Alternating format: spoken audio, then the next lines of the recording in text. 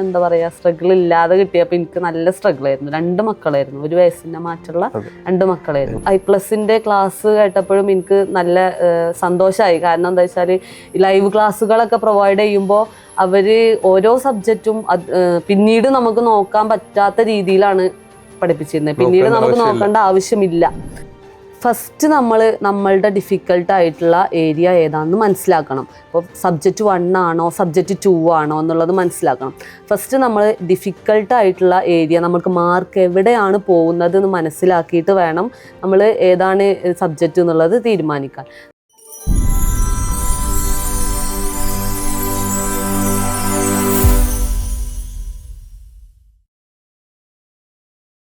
Hi everyone. ഇന്ന് നമ്മളോടൊപ്പം ഉള്ളത് മലപ്പുറം ജില്ലയിൽ നിന്ന് ഷാമിലയാണ്. തൊട്ട് കഴിഞ്ഞ സെറ്റ് എക്സാമിൽ, അതായത് ഓഗസ്റ്റിൽ നടന്ന 2025 സെറ്റ് എക്സാമിൽ കൊമേഴ്സ് സബ്ജക്റ്റിൽ ക്വാളിഫൈ ചെയ്ത വിദ്യാർത്ഥിനിയാണ്. അപ്പോൾ ഷാമിലയോട് തന്നെ നമുക്ക് ചോദിച്ചറിയാം പഠനവിശേഷങ്ങളൊക്കെ. ആദ്യമായിട്ട് എവിടെയാണ് BEdും PGയും ഒക്കെ ചെയ്തത് എന്നുള്ള കാര്യങ്ങളൊന്ന് പറയാം. ഞാൻ BEd ചെയ്തത് കാലിക്കറ്റ് യൂണിവേഴ്സിറ്റീൻ്റെ കീഴിലുള്ള ഒരു പ്രൈവറ്റ് ആയിട്ടുള്ള ഒരു കോളേജിലാണ് ചെയ്തിട്ടുള്ളത്. അന്ന് കാലിക്കറ്റ് യൂണിവേഴ്സിറ്റിയിൽ ഡിസ്റ്റൻസ് എഡ്യൂക്കേഷൻ ഉണ്ടായിരുന്നു. 2018 PG കഴിഞ്ഞിട്ടുള്ളത്. അവിടുന്ന് അത്യാവശ്യം അന്നത്തെ അവിടുത്തെ ഒരു എന്താ പറയുക റാങ്ക് ഹോൾഡർ ആയിട്ട് തന്നെയാണ് അന്ന് ഞാൻ നമ്മൾ പാസ്സായിട്ടുള്ളത്. നല്ല ബുദ്ധിമുട്ടായിരുന്നു. ഫസ്റ്റ് ടൈമായിരുന്നു സെമസ്റ്ററൊക്കെ വന്നിരുന്നത്. ആ ടൈമിൽ തന്നെ PG ക്വാളിഫൈ നല്ല മാർക്കോട് കൂടി ക്വാളിഫൈ ചെയ്യാൻ പറ്റി. പിന്നെ ഞാൻ BEd ചെയ്തത് കല്യാണം കഴിഞ്ഞതിന് ശേഷം. ടീച്ചർ എന്നായിരുന്നു എൻ്റെ ആഗ്രഹം എന്ന് പറയുന്നത്. അപ്പോൾ കല്യാണം കഴിഞ്ഞതിന് ശേഷം ഞാൻ രണ്ടാമത്തെ മോനുണ്ടായതിന് ശേഷമാണ് ഞാൻ തമിഴ്നാട് ടീച്ചേഴ്സ് എഡ്യൂക്കേഷൻ യൂണിവേഴ്സിറ്റിയിൽ നിന്ന് BEd എടുത്തത്. പിന്നെ ഞാൻ ടീച്ചിങ് പ്രാക്ടീസിനൊക്കെ തമിഴ്നാട് പോയിട്ടാണ് ചെയ്തത്. മോനെ ഇവിടെ ഇട്ടിട്ട് പോയിട്ട് വീക്കിലി ഇങ്ങോട്ട് വരും. ഭയങ്കര സ്ട്രഗിളായിരുന്നു ആ സമയത്ത്. വീക്കിലി ഇങ്ങോട്ട് വരണം. ഫ്രൈഡേ നൈറ്റ് അവിടെ നിന്ന് ഇങ്ങോട്ട് പോരും. തിങ്കളാഴ്ച മൺഡേ മോർണിംഗ് തന്നെ രാവിലെ അങ്ങോട്ട് പോകും. ഉച്ചയ്ക്കാണ് അവിടെ സൈൻ ചെയ്യുന്നത്. അപ്പോൾ പ്രിൻസിപ്പൾ ഭയങ്കര സ്ട്രിക്റ്റ് ആയിരുന്നു. നമുക്ക് അറ്റൻഡൻസ് ഒക്കെ 80 ഡേയ്സ് വർക്കിംഗ് ഡേയ്സ് അവിടെ കംപ്ലീറ്റ് ചെയ്തിട്ടാണ് BEd ചെയ്തത്. പിന്നെ ഇപ്പോൾ BEdന്റെ സർട്ടിഫിക്കറ്റ് ഒക്കെ കിട്ടി.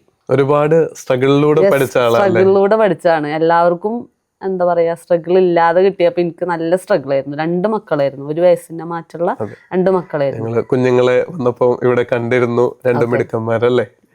അവരോടൊപ്പം പഠിച്ചെടുക്കുന്നത് വലിയൊരു അച്ചീവ്മെന്റ് തന്നെയാണ്. അപ്പോൾ ആദ്യത്തെ ഒരു ചോദ്യം അത് തന്നെ ആവട്ടെ. ഒരുപാട് അമ്മമാര് കുഞ്ഞുങ്ങളെ പാരന്റിങ്ങിനോടൊപ്പം പഠിക്കുന്നവരുണ്ടാവും. എന്നെ വിളിക്കുമ്പോഴായാലും നമ്മുടെ അധ്യാപകരായാലും കോർഡിനേറ്റേഴ്സിനൊക്കെ വിളിക്കുമ്പോൾ അവർ സങ്കടം പറയാറുണ്ട് പലപ്പോഴും.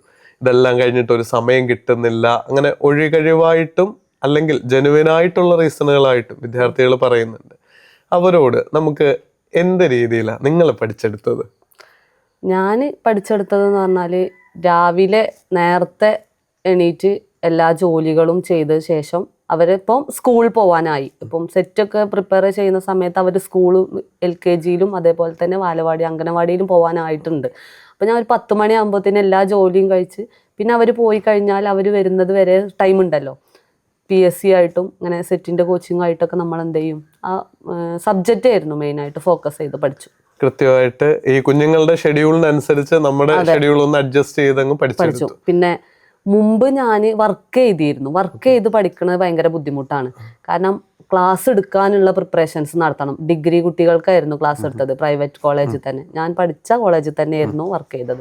കഴിഞ്ഞ ഫെബ്രുവരി വരെ 2 വർഷത്തോളം ഞാൻ വർക്ക് ചെയ്തു ഡിഗ്രി കുട്ടികൾക്ക്. അപ്പം നമുക്ക് കുറച്ചും കൂടെ പഠിപ്പിക്കുന്നതും നല്ലതല്ല എന്ന് ഞാൻ പറയുന്നില്ല. പക്ഷേ നല്ല സബ്ജക്റ്റ് നോളജ് ഉണ്ടാവും ഓരോ സബ്ജക്റ്റിലും. ഇപ്പം മാനേജ്മെൻ്റ് ഒക്കെ ആയിരുന്നു എടുത്തിരുന്നത്. ആ സമയത്ത് നല്ല സബ്ജക്റ്റ് നോളജ് ഉണ്ടായിരുന്നു. അതോടൊപ്പം ഈ സെറ്റിൻ്റെ I+ന്റെ ക്ലാസ് കേട്ടപ്പോഴും എനിക്ക് നല്ല സന്തോഷമായി. കാരണം എന്താ വെച്ചാൽ ലൈവ് ക്ലാസ്സുകളൊക്കെ പ്രൊവൈഡ് ചെയ്യുമ്പോൾ അവർ ഓരോ സബ്ജക്റ്റും പിന്നീട് നമുക്ക് നോക്കാൻ പറ്റാത്ത രീതിയിലാണ് പഠിപ്പിച്ചിരുന്നത്. പിന്നീട് നമുക്ക് നോക്കേണ്ട ആവശ്യമില്ല. നമ്മളെ സെറ്റിൻ്റെയൊക്കെ ലൈവ് ക്ലാസ്സുകൾ ഉണ്ടല്ലോ, ശില്പ മിസ്സിൻ്റെയും അതേപോലെ തന്നെ വിഷ്ണു സാറിൻ്റെയൊക്കെ ലൈവ് ക്ലാസ്സുകൾ, അതായിരുന്നു മോസ്റ്റായിട്ട് യൂസ്ഫുൾ ആയത്. ഞാൻ കുറച്ച് സമയം ലൈവ് കേൾക്കും. പിന്നെ മോൻ്റെ മോന് കഞ്ഞി കൊടുക്കും. ലൈവ് കേട്ട് തന്നെ സിമ്പിൾ പേപ്പേഴ്സ് ഒക്കെ ആകുമ്പോൾ നമ്മൾ ലൈവ് കേട്ട് തന്നെ കഞ്ഞി കൊടുക്കും. ബാക്കിയുള്ള ജോലികളൊക്കെ ഇങ്ങനെ രാത്രി ചെയ്തുകൊണ്ടിരുന്നു മക്കൾക്ക് വേണ്ടിയിട്ട്. അതുപോലെയായിരുന്നു ചെയ്തുകൊണ്ടിരുന്നത്. പിന്നെ വിഷ്ണു സാറിൻ്റെയും ശില്പ മിസ്സിൻ്റെയും ഒക്കെ ക്ലാസ്സുകൾ വളരെ ഉപകാരപ്രദമായിട്ടുണ്ട്. കാരണം എന്താ വെച്ചാൽ പിന്നീട് നമുക്ക് അത് ഷോർട്ട് നോട്ട്സ് ഒക്കെ എടുത്ത് നോക്കുമ്പോൾ വളരെ ഉപകാരപ്രദമായിരുന്നു. നമുക്ക് പെട്ടെന്ന് റീകോൾ ചെയ്യാൻ പറ്റിയിരുന്നു. പെട്ടെന്ന് തന്നെ നമ്മൾ മനസ്സിൽ ഇങ്ങനെ ആ ഓരോരോ പോയിന്റുകൾ ഇങ്ങനെ തങ്ങി നിന്നിരുന്നു. ഒരുപാട് സന്തോഷം അത് കേൾക്കുമ്പോൾ. ചലഞ്ചിങ് ആയിട്ട് ഇപ്പോ പേപ്പർ 1 കുറച്ച് ബുദ്ധിമുട്ടായിരുന്നു എന്ന് പറഞ്ഞു. BEd പഠിച്ചതാണ് അതിൽ ഒരുപാട് വഴിത്തിരിവായത്, ഹെൽപ്പ് ആയത് എന്നും പറഞ്ഞു. പേപ്പർ 2 ഡിഫിക്കൽട്ട് ഏരിയാസ് ഏതൊക്കെയായിരുന്നു? അതെങ്ങനെ ടാക്കിൾ ചെയ്തു? പേപ്പർ 2 ഡിഫിക്കൽട്ട് ഏരിയാസ് നമ്മളുടെ മാനേജ്മെന്റ് സയൻസ് എന്നൊക്കെ കുറച്ച് ക്വസ്റ്റ്യൻസ് വരുമല്ലോ. പേർട്ട്, CPM, അതൊക്കെ ആയിരുന്നു കുറച്ച് ഡിഫിക്കൽട്ട് ആയത്. അതെ, അതൊക്കെ ആയിരുന്നു കുറച്ച് ഡിഫിക്കൽട്ട് ആയിട്ടുള്ളത്. അതിന്റെ ഒരു ഇക്വേഷൻസ് ഒക്കെ വരുമല്ലോ, ചോദിക്കുമല്ലോ CPM-ന്റെയും. അതുപോലെ അതൊക്കെ ആയിരുന്നു കുറച്ച് ഡിഫിക്കൽട്ട് ആയത്. പിന്നെ മുന്നേ എഴുതിയ ഒരു സെറ്റ് എക്സാമിൽ ഒരുപാട് പ്രോബ്ലംസ് വന്നു. അപ്പം പ്രോബ്ലംസ് വന്നപ്പോൾ അത് നമുക്ക് എന്താ പറയാ ടൈം കിട്ടിയില്ല ചെയ്യാനായിട്ട്. പിന്നെ കഴിഞ്ഞ സെറ്റ് എക്സാമും ഞാൻ ക്വാളിഫൈഡ് ചെയ്ത സെറ്റ് എക്സാമും എനിക്ക് സബ്ജക്റ്റ് ഇത്തിരി ബുദ്ധിമുട്ടായിരുന്നു. ബുദ്ധിമുട്ടില്ലാതിരിക്കാൻ കാരണം എന്താ വെച്ചാൽ PSC ഞാൻ ആ സമയത്ത് KFCന്റെ I+ തന്നെ KFCന്റെയും കോഴ്സിൽ ജോയിൻ ചെയ്തിരുന്നു. അതുകൊണ്ടാണ് ആ ഒരു ടച്ച് വിടാതെ കൺസിസ്റ്റന്റ് ആയിട്ട് പോയതുകൊണ്ടാണ് എനിക്ക് ഇപ്രാവശ്യം സെറ്റ് കിട്ടിയത്. ഓക്കെ, നമ്മുടെ പേപ്പർ 1 കറണ്ട് അഫയേഴ്സ് ഏരിയകളൊക്കെ നോക്കിയിരുന്നോ? അത് എങ്ങനെയാണ്? മുമ്പത്തെ എക്സാമുകളിലൊക്കെയും പേപ്പർ 1 ആയിരുന്നു ഡിഫിക്കൽട്ട് എന്ന് പറഞ്ഞു.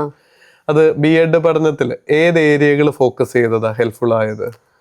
ഞാൻ സൈക്കോളജി, അതുപോലെ തന്നെ നമ്മുടെ മാത്സ്, സിമ്പിൾ ആയിട്ടുള്ള അരിത്തമെറ്റിക്സ് ഉണ്ടല്ലോ, അതൊക്കെ ആയിരുന്നു ഫോക്കസ് ചെയ്തത്. പിന്നെ കറണ്ട് അഫയേഴ്സ് പറ്റുന്ന സമയത്തൊക്കെ നമ്മൾ വീഡിയോസ് ഇങ്ങനെ കാണുമ്പോൾ കാണും. അതിനായിട്ട് കോൺസെൻട്രേറ്റ് ചെയ്തിട്ടില്ല. BEd സബ്ജക്ട്സുകൾ മെയിൻ ആയിട്ട് വരുന്നുണ്ടല്ലോ. അതെ അതെ, പലരും കറണ്ട് അഫയേഴ്സ് എന്ന് പറഞ്ഞൊക്കെ ഇങ്ങനെ പേടിച്ചിരിക്കും. എന്നാൽ അതിന്റെ കൂടെ മറ്റേരിയകളൂടി നോക്കിക്കഴിഞ്ഞാൽ നമുക്ക് മുന്നോട്ട് പോകാനുള്ള മാർക്ക് കിട്ടും. അതെ, ഇപ്പോഴത്തെ സെറ്റ് എന്ന് പറഞ്ഞാൽ ഫുള്ള് കറണ്ട് അഫയേഴ്സ് ആണോ എന്ന് പോലും നമുക്ക് തോന്നിപ്പോകും. എങ്കിൽ പോലും സ്കോർ ചെയ്യാനായിട്ടുള്ള ഓപ്പർച്യൂണിറ്റി ഉണ്ടായിരുന്നു. നമ്മുടെ വിദ്യാർത്ഥികളോട് എന്താണ് പറയാനുള്ളത്? ഇനി സെറ്റ് പരീക്ഷയ്ക്കൊക്കെ തയ്യാറെടുക്കുന്ന വിദ്യാർത്ഥികളുണ്ട്. അവരോട് എങ്ങനെ സെറ്റ് ക്വാളിഫൈ ചെയ്യാൻ പറ്റും? ഫസ്റ്റ് നമ്മളുടെ ഡിഫിക്കൽട്ട് ആയിട്ടുള്ള ഏരിയ ഏതാണെന്ന് മനസ്സിലാക്കണം. ഇപ്പോൾ സബ്ജക്റ്റ് 1 ആണോ സബ്ജക്റ്റ് 2 ആണോ എന്നുള്ളത് മനസ്സിലാക്കണം. ഫസ്റ്റ് നമ്മൾ ഡിഫിക്കൽട്ട് ആയിട്ടുള്ള ഏരിയ, നമുക്ക് മാർക്ക് എവിടെയാണ് പോകുന്നത് എന്ന് മനസ്സിലാക്കിയിട്ട് വേണം നമ്മൾ ഏതാണ് സബ്ജക്റ്റ് എന്നുള്ളത് തീരുമാനിക്കാൻ. നമ്മൾ മാർക്ക് എവിടെയാണോ പോകുന്നത് എന്ന് മനസ്സിലാക്കി കഴിഞ്ഞാൽ അതിൽ കൂടുതൽ കോൺസെൻട്രേഷൻ നടത്തുക. അതിലാണ് കൂടുതൽ കോൺസെൻട്രേഷൻ നടത്തുക.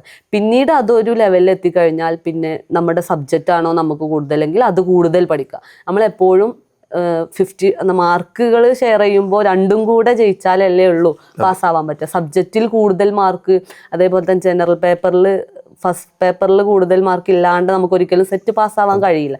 അപ്പം നമ്മളൊരു ബേസ് ഉണ്ടാക്കിയെടുത്തിട്ട് നമ്മൾ എന്ത് ചെയ്യണം, ഏതാണോ ഡിഫിക്കൽട്ട് ഏരിയ മനസ്സിലാക്കി അത് കൂടുതൽ കോൺസെൻട്രേറ്റ് ചെയ്ത് പിന്നീട് നമുക്ക് നമുക്ക് ഇഷ്ടമുള്ളത് പക്കായിട്ട് പഠിച്ചിട്ട് പോകും. അതാണ് എൻ്റെ ഒരു പോളിസി എന്ന് പറയുന്നത്. തീർച്ചയായിട്ടും വളരെ നല്ലൊരു സജഷൻ ആയിരുന്നു. ഏരിയകൾ നോക്കി സെപ്പറേറ്റ് കട്ട് ഓഫ് ഉള്ള പരീക്ഷ ആയതുകൊണ്ട് അതനുസൃതമായിട്ട് പഠിച്ച് എന്നിട്ട് ഇഷ്ടമുള്ള ഏരിയകൾ കൂടുതൽ എൻഹാൻസ് ചെയ്ത് മുകളിലേക്ക് മാർക്ക് കൂടുതൽ വാങ്ങാൻ വേണ്ടിയിട്ട് നോക്കാം. ഒരുപാട് സന്തോഷം ഷമില, ഇന്ന് വീട്ടിലേക്ക് ഞങ്ങളെ സ്വാഗതം ചെയ്തതിനും ഇത്രയും സമയം I+ന് വേണ്ടിയിട്ട് മാറ്റി വെച്ചതിനും മുന്നോട്ടുള്ള ജേർണിയിലും PSC പരീക്ഷകൾക്കായിട്ട് തയ്യാറെടുക്കുന്നുണ്ട്. തീർച്ചയായും ഞാൻ ഇനി ആഗ്രഹിക്കുന്നത് എന്താന്ന് വെച്ചാല് KFC എനിക്ക് കിട്ടിയില്ല. അത് ഓരോരോ സാഹചര്യം കൊണ്ട് നമുക്ക് ഫസ്റ്റ് PSC അറ്റംപ്റ്റ് തന്നെ കിട്ടാന്നില്ല. ഞാൻ പഠിച്ചെഴുതുന്ന ആദ്യത്തെ PSC പരീക്ഷയാണ് KFC. അപ്പൊ നമുക്ക് കുറച്ച് പ്രതീക്ഷ ഉണ്ടായിരുന്നു.